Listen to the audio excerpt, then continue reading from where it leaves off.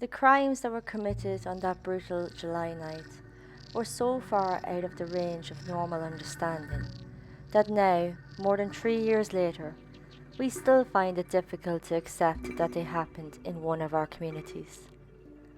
I have long believed that there are certain crimes so heinous, so depraved, that society is best served imposing the ultimate sanction on the criminal. Stephen Hayes stands convicted of such crimes, and today the jury has recommended that he should be subjected to the death penalty. I agree. Governor Jody Rell, November 8, 2010. This was the Cheshire Family Murders, and this is the good, the bad, and the pure evil. The evening of July 22nd, 2007, Jennifer dr.petit and her daughter Michaela was 11, went to the local grocery store in Cheshire. A very typical non-eventful chore we all do. The pair was getting food for dinner that night, a dinner Michaela was going to help with. While in the store, a man watched them. His name was Joshua Komisarjevsky. He took interest in the mother and daughter and followed them home. Later, prosecutors would argue Joshua's motive was money and Michaela, who he later sexually assaulted. Stephen Hayes would text Joshua around this stalking time, saying, quote, "I'm chomping at the bite to get started, need a margarita soon," end quote. When Joshua didn't respond, Stephen texted again, asking if they were still on. Joshua responded with one word, yes. Not happy with the lack of details, Stephen sent another text saying, "soon?" Joshua, frustrated, replied, quote, "I'm putting the kid to bed, hold your horses," end quote. Wanting in on what was going on, Stephen replied, quote, "Dude, the horses want to get loose, LOL," end quote. Later, Stephen's confession would say he and Joshua were going to rob the Petit family. They would leave the family bound, scared, and unharmed, but that's not exactly what happened. The pair entered the home the early hours of July 23rd. They found dr.petit asleep on the sofa in the sunroom. Joshua had entered the home from the basement, where he found and armed himself with a baseball bat before heading upstairs. Entering the sunroom, he used the bat on dr.petit, hitting him over 4 times. He and Stephen bound the doctor's wrists and ankles with zip ties and rope. Dr.petit remembers the intruders telling him if he moves, they will put 2 bullets in him. The wife and 2 daughters were bound in their rooms. They were tied by their wrists and ankles to the bedpost and pillowcases placed over their head. Once all were tied up, Joshua and Stephen tossed the house for cash. They took the doctor to the basement, tying him to a supporting pole. The men continued to toss the house for cash, but were not happy with what they found. Stephen would leave, as CCTV caught him at a gas station getting 2 cans of gasoline for $10. He then went back to the Petit home. When he got back, he took Jennifer, the mother, to the bank. Later, prosecution claimed this was evidence of premeditated murder. Alone, Joshua sexually abused the 2 girls in the home, documenting the crimes by videoing them on his phone. Stephen made Jennifer draw $15,000 when the bank opened. Jennifer was able to tell the bank teller the men had her family hostage in their home, threatening to kill them all. The teller got word to a manager, who called 911 while Jennifer still dealt with the teller, but she left before help arrived. The manager told dispatchers Jennifer indicated the men only wanted money. Cheshire police set up a vehicle perimeter without revealing themselves. The men's crimes, though, had escalated.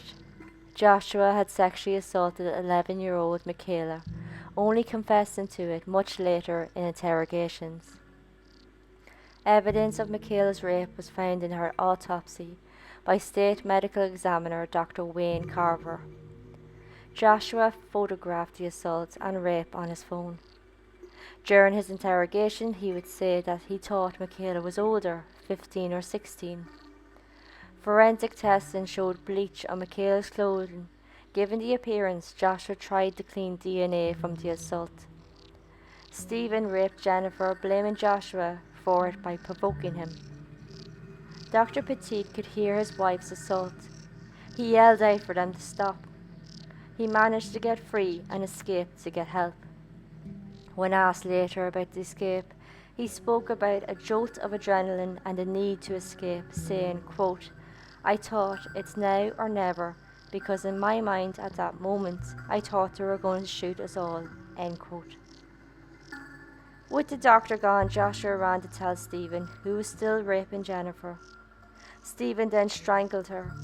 Stephen and Joshua then poured gasoline on her in the house on the daughters, who were still alive, tied to the beds. Accelerant was found on the daughters' beds and clothing. Stephen and Joshua started the fire and ran. The daughters, Haley and Michaela, were still inside. They would succumb to smoke inhalation. Haley, the oldest, got free at some stage from her restraints. She made it to the top of the stairs before collapsing and dying.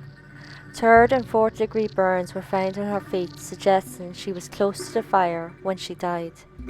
The medical examiner couldn't say if the burns happened before or after death. Michaela was found in her bed, still tied, with the lower part of her body hanging off the bed. Like Haley, she had burns, which could not be identified if they happened while she was alive or dead. After escaping, Dr. Petit crawled into a neighbour's yard for help. The neighbour at first didn't know it was Petit because of how badly injured he was.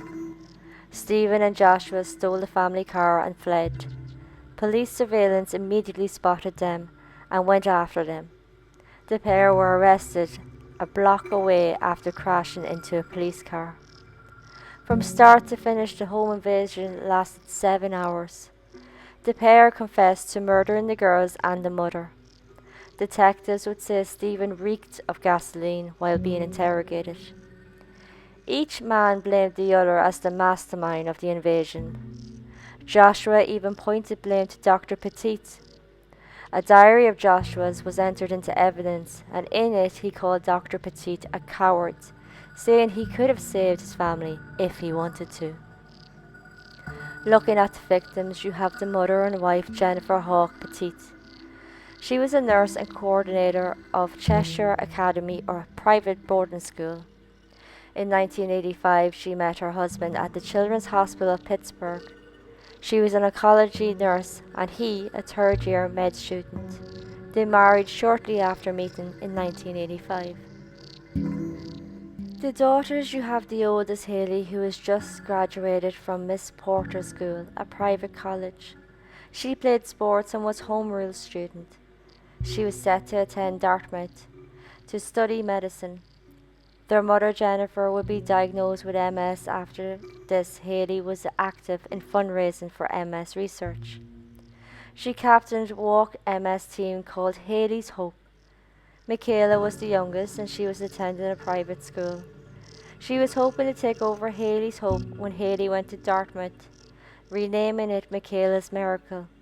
Michaela liked to cook, often cooking for the family. And then you have the father, Dr. William Petit, the only survivor. He was an endocrinologist in Plainville. He also was a medical director of the Joslin Diabetes Center at Connecticut Central Hospital. After the murders, he didn't return to medicine. Instead, he became active in the foundations to honor his family's memories. He successfully campaigned for Connecticut General Assembly and now serves as state representative. As for the perpetrators, you have Stephen Hayes. In 1980, he was convicted of a crime as an adult. He was paroled in 1982, but within weeks violated it. From this until the Cheshire Murders, Stephen was arrested 30 times. His last arrest before the murders was in 2004 when he smashed a car window to steal a woman's purse. Paroled in 2006, he went to a halfway house named Silly Man, and here is where he met Joshua. Stephen was found guilty on 16 counts related to the Cheshire Murders on October 5th, 2010. November 8th, 2010, the jury came back with a recommendation to execute. December 2nd, 2010, the Superior Court judge formally sentenced him to death. But in 2015, the sentence was vacated by the Connecticut Supreme Court to life in prison. Joshua Komisarjevsky was Stephen's co-conspirator in the home invasions and murders. He was born to teen parents and adopted by Benedict and Jude Komisarjevsky. Early 90s, Joshua's sister accused him of sexually assaulting her. In the penalty phase of the trial, their father would indicate the assault was probably true. At 14, he started burglaring. In 2002, he was arrested for 18 home invasions. His defense attorney at the time remarked how Joshua could tell him each and every burglary in perfect step-by-step detail. He said once he completed a robbery, he would enter the rooms of those inside sleeping, just to listen to them breathing.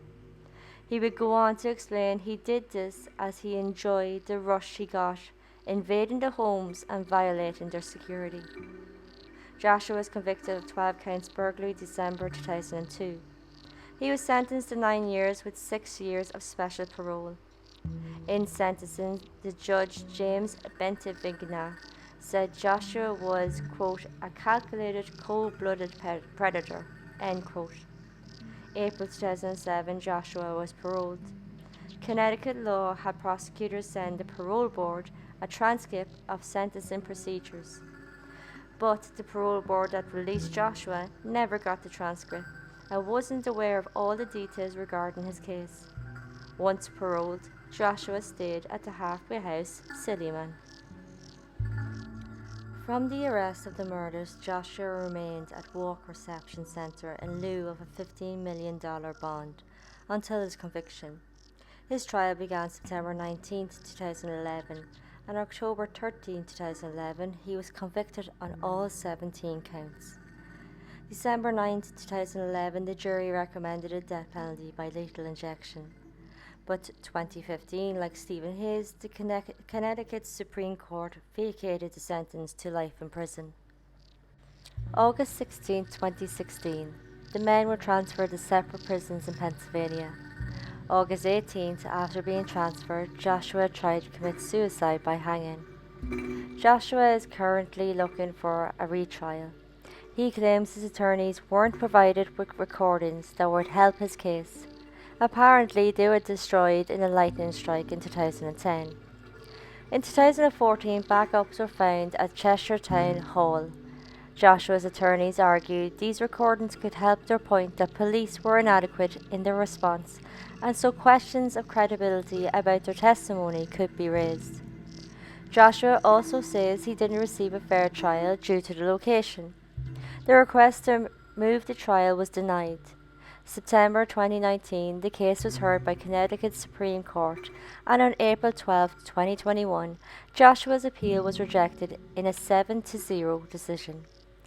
October 2019, Stephen Hayes came out as transgender and is undergoing hormone therapy in prison to transition to female. So looking back at the trials, Stephen Hayes was first on September 13, 2010. The jury was 7 women and 5 men. His defense attorneys blamed Joshua as the mastermind and that he was responsible for the violence. Prosecutors argued both men were equally at fault. The jury deliberated for 5 hours, finding him guilty on October 5th. Sentencing began October 18, 2010. Deliberations began November 5th. By day's end, they were split on life or death. The second day began November 6th. The defense attorney instructed the jury life would be the harshest punishment to his client. He would claim to Stephen it was a fate worse than death. He'd go on to say, quote, if you want to end his misery, put him to death. If you want to suffer and carry the burden forever, the guilt, shame, and humiliation, sentence him to life without the possibility of release, end quote. This obviously was an attempt to avoid a death penalty, but November 8, 2010, the jury recommended Stephen Hayes should be executed. 17 hours over 4 days, the jury deliberated so they could weigh all evidence properly. Before trial, Stephen tried to negotiate a plea in exchange for life, not death, but prosecutors wanted a death penalty, so they went ahead to trial.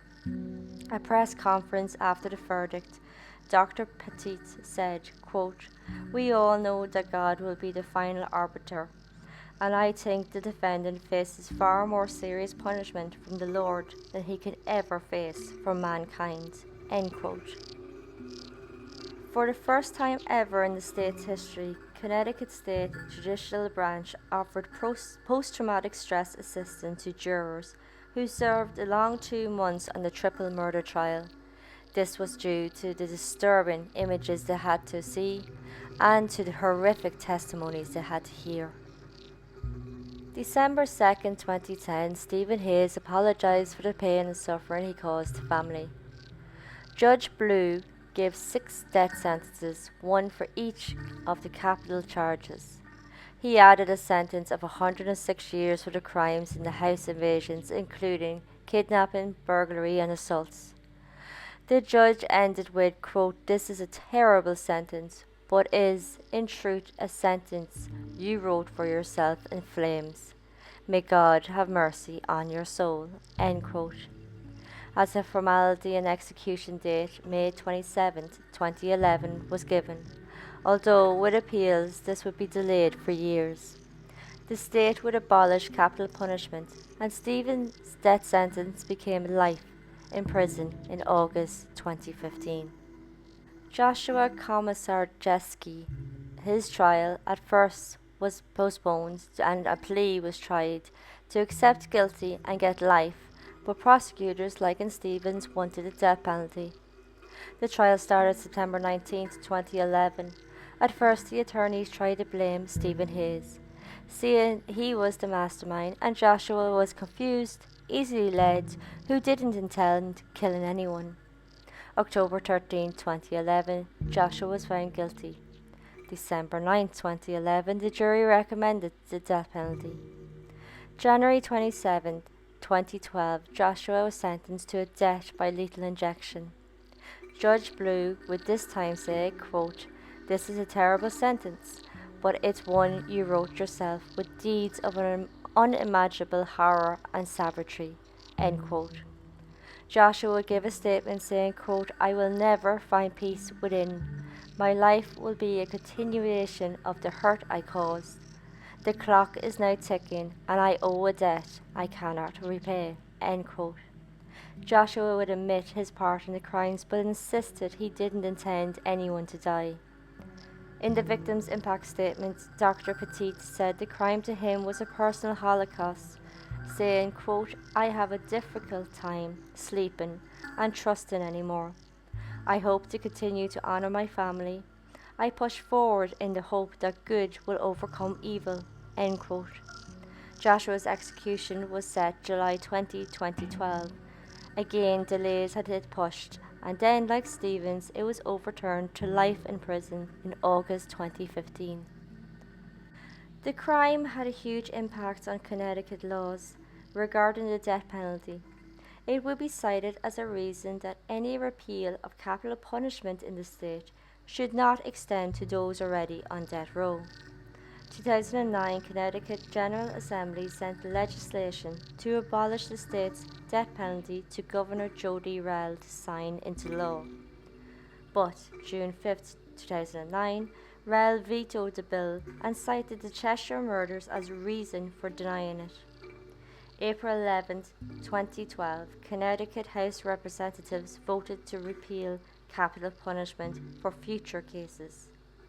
April 25th, Governor Malloy signed the bill into law. August 2015, Connecticut Supreme Court declared all capital punishment inconsistent with the state's constitution, so having all death sentences now life in prison. The Cheshire Murders had immediate calls to reform Connecticut criminal justice system. July 31st, 2007, Governor Rell ordered electric monitoring of paroled burglaries. September 21st, she barred parole of violent offenders and those already on parole, ordering reviews on them. July 31st, Rel called a special session to continue and consider tougher crime legislation, and then, August 31st, she appointed a task force to look into and examine the criminal justice system.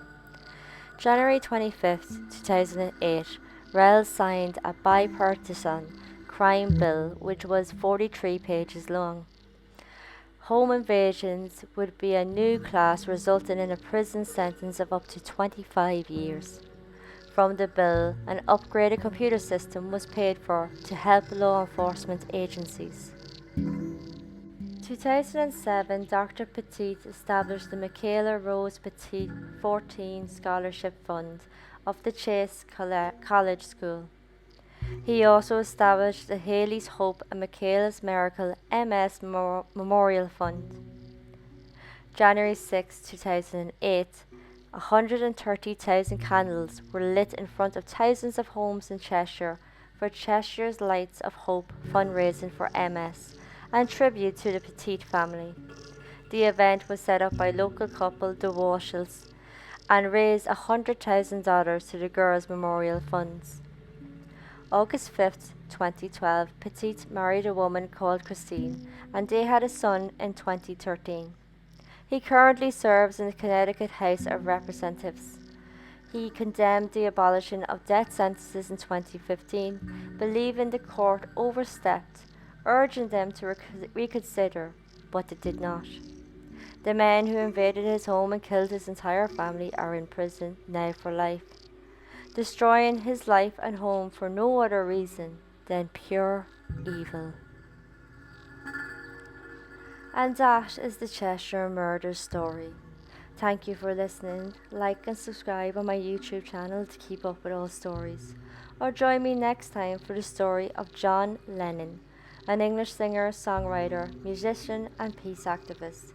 He achieved worldwide fame as founder, co-songwriter, co-lead vocalist and guitarist of the Beatles.